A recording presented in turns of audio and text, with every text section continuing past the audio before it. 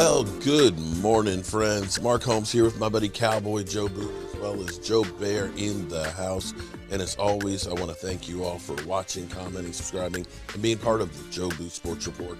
Without you guys, as well as you ladies, this literally does not work. So let's get open for business here, and let's wake up this morning. Well, guys, wake up this morning. Okay, so still got some more people that are going to the game, getting the final count. I think we're approaching somewhere near 80 fans in one section. Section 325 is going to be lit. It's going to be all Joe Boo Sports. Unfortunately, at the moment, they're talking about rain Saturday into Sunday. Now, if there's any good news about it, it seems like the storm is speeding up some, because before they were saying rain all day. Now they're talking about maybe rain in the morning and then clearing in the afternoon. So let's hope that maybe this storm, I think it's actually out hitting California right now, that it drops a load in California in the west and gets dry by the time it gets to the East Coast. And maybe when it hits the mountains, it'll turn into nothing. And what I will say about weather in Washington, D.C. Weather in Washington, D.C. Yesterday, it was 70 degrees. 70 degrees. Today, it's 35 and windy. Tomorrow, they're calling for wet snow. And by Saturday, they're talking about record temperatures into the 70s for December. So don't panic just yet. If you're going, at least, I think I have 4 canopies out there, and I may go ahead and get me another one or two just in case, if it is definitely going to rain, so we have some cover out in the parking lot and things. And if you are a part of that package where you got the ticket from me, section 325, it's club level, which means, one, you're above the sewage. Okay, the sewage is actually your sewage that drops down below in the cave. Never get tickets in the cave at FedEx Field, okay? Trust me, never get tickets in the cave, because that's where the busted pipes are. The other good part of that is it's all part of the concourse of the club level, which means there's, food, vendors, and everything else, and all that's enclosed. So if it does rain, you can go inside the club level there and be able to watch the game, have the field and everything else, and be dry. So that is at least good news on here. As we get ready to take on the Washington football team. And here's the thing, if you guys don't think that this game is important, it really is, because at this point, with Washington having, 2 games against us and, games against the Giants and the Eagles, which you could look at and say, those could be easy wins. It's conceivable if Washington were to beat us twice, they could actually win the division. I know it sounds crazy the way the season started out when we were in the midst of that 6-game winning streak. But here's the thing that's crazy about football. How many of you, after the first 3 weeks, thought that New England would be the number 1 seed in the AFC like they usually are? How many thought that? When Kansas City was in their funk early in the season, and Pat Mahomes is not playing Pat Mahomes level football, and you saw what that defense was doing, who would have thought that now all of a sudden Kansas City is the number 3 ranked team in the NFL, 8-4? Yeah. They're teams that have risen and fallen. Everybody thought that Baltimore, shoo-in. Baltimore's rolling. Baltimore all of a sudden seems to be kind of taking a few steps back. We thought Cleveland was going to be a good team. Cleveland is on a free fall. This is the thing that's crazy about football and the season being as long as it is. Things change quickly in the NFL. Now, everybody's got the doom and gloom for the Cowboys. They keep referring back to the last month of football where the Cowboys, didn't play their best football, but I will put on there, and you can call it excuses if you want. The reality is Dak hurt his calf and has been playing with a strained calf. Zeke Elliott has a hurt knee and is not the bruising back that he normally is. You lost Tyron Smith. You lost Blake Jarwin. You lost Randy Gregory. You lost playmakers across the board. You lost Amari Cooper for 2 games. You lost CeeDee Lamb for a game and a half. Now, you're getting those guys back. And you're getting those guys back with more because we got D-Law back. D-Law actually last week looked pretty good for a guy who's been sitting since week 1. Randy Gregory's been on the shelf. He should be back. We'll find out tomorrow more on whether he'll be back or not. But if he's back, along with D-Law, and then Neville Gallimore and Tristan Hill, hopefully pissed off about being suspended for a game for a bullshit-ass hit, all of a sudden you have reinforcements. Hopefully Amari Cooper's had this 10 days to get past the COVID and stuff and get his wind back into him where he's feeling better. And maybe Blake Jarwin comes off of the COVID list and is able to get back out on the field. This will be really the first time a lot of these players have been on the field together, especially on the defense. And as we saw last night in the game where Mac Jones will get credit for winning the game, but he only threw 3 passes, 1 completion. It was ground and pound, and it was defense. And that's what you have to have come late in the season. You can have the high-flying offense and everything else, but when it gets cold out, you got to be able to just run the ball straight ahead, pound the rock, and keep moving. And on the defense, you got to be able to toe the line and just stop them. And getting Neville Gallimore, Tristan Hill in the middle with the rotation of OC, of Carlos Watkins and those guys, that could end up taking this defense to another level. And being able to get pressure on the edge besides just Micah Parsons. D-Law, regardless of what people will say about, his money and whether or not he'll be back next year and things, D-Law is a great edge rusher. Doesn't have the sack numbers because he gets the focus of so many of so much of the offense. But with him, Micah, and of course Randy Gregory, who's got 5 sacks this season as well, you could be looking at a very, very dangerous front. Now, the thing that really has been bothering me is the Cowboys can't seem to decide what they want to do on the offensive line. Before Tyron Smith got hurt, it seemed like we had settled on what we were going to do on the offensive line. Tyron Smith on the left, you had Terrence Steele on the right at the tackles. You had Connor Williams, who had a lot of penalties and things, and sometimes would get beat. You had Badish, of course, and the all-pro Zach Martin. You don't have a problem with Zach Martin and Tyron Smith when Tyron Smith is healthy. But once Tyron Smith got hurt, and we started reshuffling the line, I believe we kind of messed up with Terrence Steele by putting him on the left because we definitely had a big drop-off, but now Tyron Smith seems to be okay. The question now, and Jerry Jones basically said, when asked, who's the starting right tackle? Both of them will see time. I see them as equals. Okay. I don't know if that means we're going to be doing shifting offensive linemen again per situation. The other problem is we benched Connor Williams for Connor McGovern.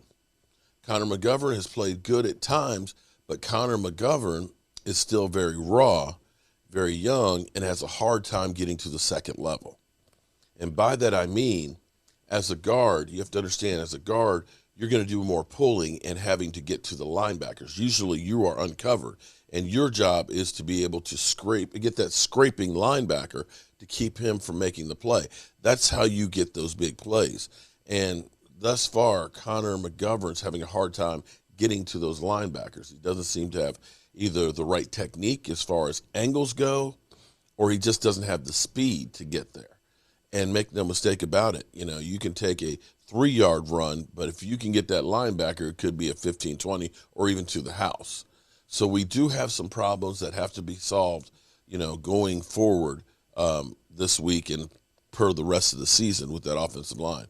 I'll be interested to see where we are come Sunday, because this has ramifications beyond just this year, because you have to understand La'el Collins next year is a $15 million hit. I don't know if you're looking at Terrence Steele becoming the starter if La'el Collins comes back as a backup at that kind of money. You've got Connor Williams, who is a free agent after this year. You have to pay him or let him go. And if you're thinking that Connor McGovern is the replacement, well, you've got to know that he is going to be replacing in kind.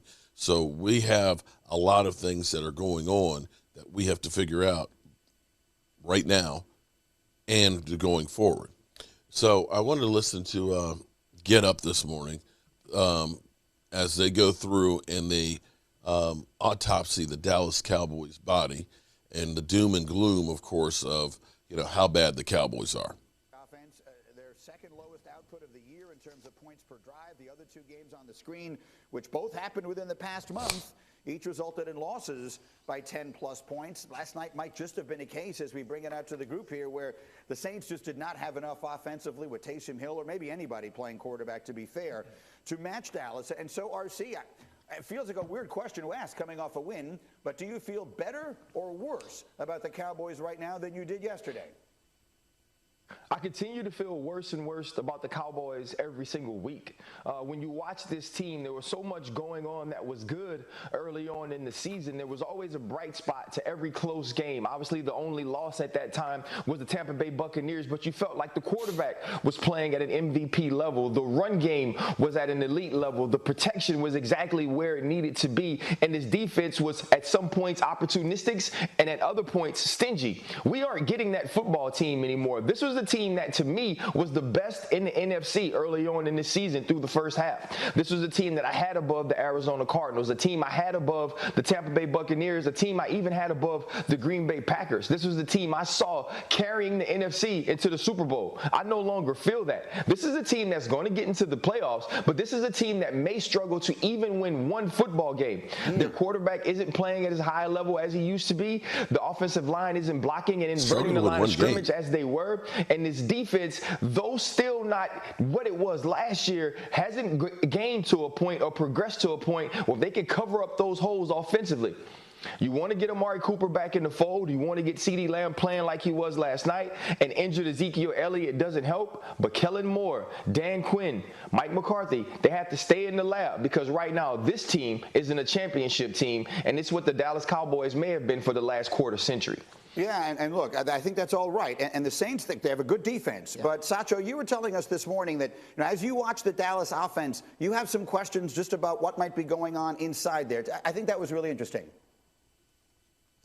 When I saw this Cowboys team early in the season, you saw a team that played free. And I get it. The Week 1 game against Tampa Bay, there weren't a lot of called runs. But when you're calling plays against a top-ranked defense, you're probably not going to call a lot of runs when this defense is number 1 against the run. The next couple weeks, we saw the Cowboys average 185 yards rushing. They had a 5-game winning streak. It was amazing. But then something happened. After losing to the Broncos, it seemed as if, whether it was Jerry Jones or somebody was in the ear of Kellen Moore, even the media saying, we got to run the ball, you got to run the ball. And I get it. Sometimes you'll be able to pop a big run like we saw yesterday. But before that big run that Tony Pollard popped, the largest run for either Tony Pollard or Ezekiel Elliott was 3 yards. It was a lot of 0-yard gains, negative losses, 1-yard gain, 2-yard gain. And I think when you're that stubborn, it doesn't help you as a team. I think Kellen Moore needs to be free enough to call the plays the way that he sees it, even if it means you're calling 5 runs a game or 10 runs a game. What I saw these last couple weeks, not just last night, the last couple of weeks, is a team that feels like it's outside voices telling them what to do. I want to see the Cowboys play free again. Otherwise, their Super Bowl chances are done. Yeah, and look, even the division, which felt like it was completely on ice, doesn't feel quite that way with 2 games coming up against Washington. Now, let's be fair, Dan Graziano. They were up against some stuff last night. We didn't make as big a deal all week long, for whatever reason, about all the people that they were without last night in this game. Didn't have their head coach, didn't have several offensive coaches, right? The offensive line coach. So Amari Cooper's coming back. He played about 24 snaps. So they're easing him back in. We know Zeke's playing hurt. The Saints are a defense that allows 3.2 rushing yards per carry, which is the best in the league entering last night's game. They're a desperate team. They're at home. It's the Cowboys' 3rd game in 12 days. I came out of last night feeling better about the Cowboys. And, I mean, all these guys that played in the league, I mean, tell me, like, You say it was going so great for the Cowboys early this season. Is the season really like that, or are there ups and downs that you have to fight through? I thought last night they overcame some stuff, and I feel like that's a thing that you want to know about a team that's going to end up in the playoffs. Nico, let me come to you on that thought, because as you and I were going through the highlight a couple of times earlier, there's just moments when you look at it and you say, what exactly is this here? So the time to get it back together is now. I mean, you get an ugly win, that's fine. You get into December, but they need to get it back. Whatever that mojo is, they feel like they've lost. Yeah, I'm more with Dan on this one. I understand that it's the point of the season right now. You have some issues going on injury-wise. You got your head coach out from COVID. They're on a Thursday night game. It's a Thursday night game. So every Thursday night I'm watching these games, and I'm like, ugh, what is this sloppiness? It's just sloppy. Even though it wasn't a short week. I understand it wasn't a short week, but it's still the feeling of a Thursday night game. You know, you got the refs out there. They want to go home, too. They're throwing flags for stupid penalties. They're stupid calls, throwing flags. Let's get out of here. I want to go home. So, anyway, I just think it's a Thursday night game. They didn't look great, but they got the win. So, at the end of the season, you look back, you're not going to say, oh, that Thursday night game, they looked terrible. So as long as they get it together by the end of the year, I still think they have the opportunity to do that, get healthy, get Dak healthy, Zeke healthy, get your head coach healthy. They'll be okay. All right. The guys are begging. RC, go. Let's go. Go ahead. What do you got? RC. Listen, Dan Graziano, I am so disgusted with you. I can always count on you to bring the negativity, right? To bring the pessimists out of everyone. And you're going to sit here and be optimistic because the Cowboys were down some people when they played a team that is on the backup in Taysom Hill, and his middle finger doesn't work. And we've seen what Russell Wilson's middle finger not working has done to him. He's now a pedestrian quarterback. So we're going to take a dude that's really just a utility player, right? That's a pocket knife. Let him play quarterback with the Russell Wilson finger, and we're going to expect him to play well. So you're not going to talk about that? Oh, where's Alvin Kamara? I don't know. He's on the sideline. He's not playing. Michael Thomas ain't played at all. And so we're going to say, okay, the Cowboys are facing so much adversity, but are they playing the Tampa Bay Buccaneers at full strength? Are they playing the New England Patriots at full strength? That looked bad. That is not a team that has been progressing, and you can't take it in that vacuum of what Thursday night football was last night. You have to look at what it was against the Raiders. You have to look at what happened against Denver. You have to look at these games that they've lost and say that this team is on the decline. The best teams ascend as it heads toward week 17. The Dallas Cowboys are not. Okay. He has a point there. And here's where you look at it, because we can talk about the No Nut November as where we went downhill. We went through our bad point. And you could look at Kansas City, who has gotten better. You can look at Washington as they've gotten better. But I look at the Cowboys and say that maybe that game with the Saints was the turning point to start getting better. Now, let's see, after all of the adversity of having half of your coaching staff not there, of having only Amari Cooper play 24 carries, having Zeke Elliott being injured, having Tyron Smith coming back, that the things that kind of got you into that rut are now waning. And we'll see where we go from here. Cowboys come into Washington and get a win with Washington. All of a sudden you have to start looking at, okay, they're getting back to where they were. We'll have to wait and see where that is, and we'll find out what happens with the starting offensive line. But I feel better about the team going into this week than I did going into New Orleans. But we'll wait and see. And with that being said, you know how we roll. Our coach here, and as always, I want to thank you all for watching, commenting, subscribing, and being part of the Joe Boo Sports Report.